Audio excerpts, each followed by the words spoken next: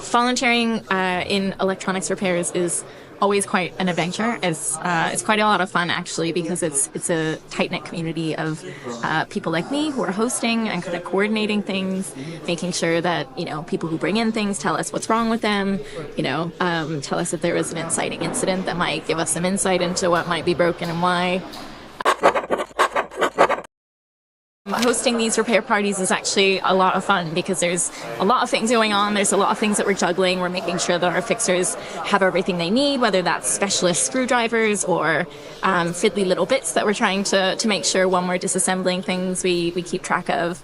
But there's always quite a lot to do. It's very much a Jack or Jill of many hats kind of role, which keeps things really interesting. I always am amazed at how quickly the time flies by, and yeah, I always look forward to welcoming in. We have repeat customers, people who bring in, different things that have broken over time and give us new challenges, or sometimes they bring us similar items.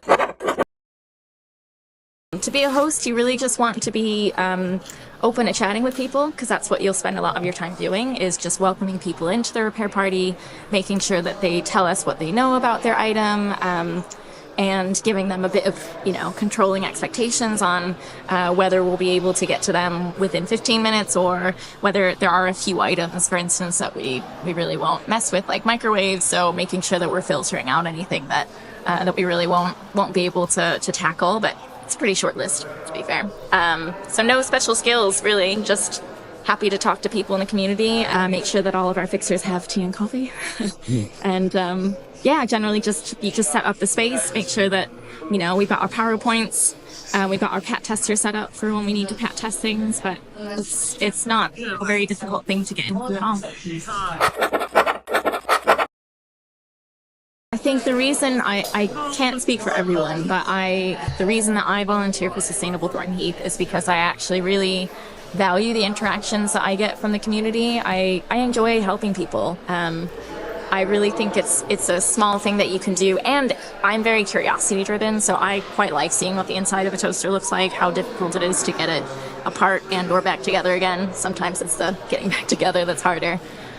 So for me, it's that I enjoy the learning, and I enjoy, the mostly positive outcomes that we have, which is that people are often very grateful for us trying to fix something, even if we're not successful.